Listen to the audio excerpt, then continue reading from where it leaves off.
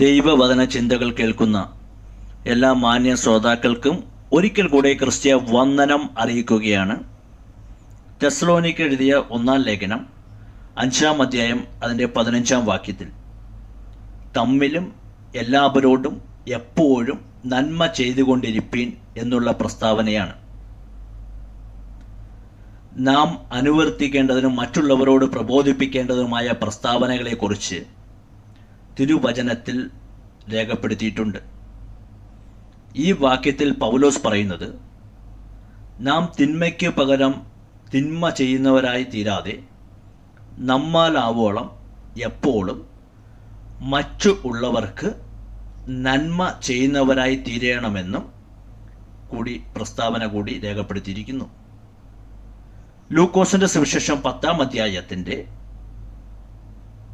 30 മുതലുള്ള വാക്യങ്ങളിലേക്ക് നാം ഒന്ന് കടന്നു പോകുമ്പോൾ, യെരുശലേമിൽ നിന്നും യെരിഹോമിലേക്ക് കടന്നു പോയതായ ഒരു മനുഷ്യൻ കള്ളന്മാരുടെ ഇടയിൽ അകപ്പെട്ടു. ആ മനുഷ്യൻ ആഴത്തിൽ മുറിവേറ്റു അർത്ഥപ്രാണനായി വഴിയിൽ കിടക്കുന്നതായ ഒരു ദൃശ്യം കൂടിയാണ്. എന്നാൽ ആരെങ്കിലുമൊക്കെ ഒന്ന് സഹായിച്ചിരുന്നെങ്കിൽ, എൻ്റെ ജീവൻ ഒന്ന് രക്ഷിച്ചു എങ്കിൽ എന്ന് ആഗ്രഹിച്ചുകൊണ്ട് ആ വഴിയിൽ കിടക്കുന്ന ആ മനുഷ്യൻ്റെ അരികിലേക്ക് ഒരു പുരോഹിതൻ കടന്നു വരുവാൻ ഇടയായിത്തീർന്നു. എന്നാൽ അർത്ഥപ്രാണനായി കിടക്കുന്ന ആ മനുഷ്യനെ ഒന്ന് രക്ഷിപ്പാൻ, ഒന്ന് സഹായിപ്പാൻ ആ പുരോഹിതൻ മനസ്സില്ലാത്തവനായി ആ വഴിയിലൂടെ കടന്നു പോകുവാൻ ഇടയായിത്തീർന്നു എന്നുള്ളതാണ്. ആ പുരോഹിതന് തൊട്ട് പിന്നാലെ ആ വഴിയിലൂടെ ഒരു ലേവ്യൻ കടന്നു വരികയും ആ മനുഷ്യനും ഒരു സഹായത്തിനു വേണ്ടി, ഒരു സംരക്ഷണത്തിനു വേണ്ടി, ഒരു രക്ഷയ്ക്കു വേണ്ടി, ഒരു ആശയോടെ വഴിയിൽ കിടക്കുന്ന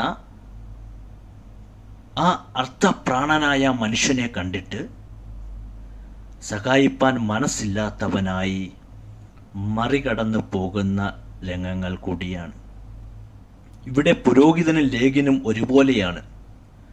പൗലോസ് പ്രസ്താവിക്കുന്നത് പോലെ ഒരു നന്മ ചെയ്യുവാൻ മനസ്സ് ഇല്ലാത്തവരായി അവരുടേതാവുന്ന കാരണങ്ങൾ പറഞ്ഞുകൊണ്ട് അവർ വഴി കടന്നു പോകുന്ന കാഴ്ച കൂടിയാണ് ഇവിടെ നമുക്ക് കാണുവാൻ സാധിക്കുന്നത്.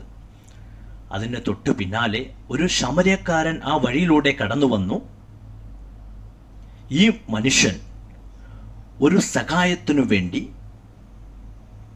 ഒരു ഹെൽപ്പിന് വേണ്ടി കിടക്കുന്നത് കണ്ടിട്ട് താൻ തൻ്റെ വാഹന മൃഗത്തിൽ നിന്ന് ഇറങ്ങി തൻ്റെ കയ്യിൽ ഉണ്ടായിരുന്ന എണ്ണയും വീഞ്ഞും ഒക്കെ ആ മനുഷ്യന് നൽകി. ആ മനുഷ്യനെ തൻ്റെ വാഹനത്തിൽ കയറ്റി വഴിയമ്പലത്തിലേക്ക് കൊണ്ടുപോകുകയും അവിടെ അവനെ ആക്കിയ ശേഷം തൻ്റെ കയ്യിലുണ്ടായിരുന്ന ആ 2 വെള്ളിക്കാശ് അവിടെ കൊടുക്കുകയും അവനെ രക്ഷപ്പെടുത്തണമെന്ന്, അധികമായി വല്ലതും ചെലവിടണമെങ്കിൽ ഞാൻ മടങ്ങി വരുമ്പോൾ തീർക്കാമെന്ന് പറഞ്ഞ് കടന്നു പോകുന്നതും ആ ശമര്യക്കാരനെയും ഇവിടെ നമുക്ക് കാണുവാൻ സാധിക്കുന്നു.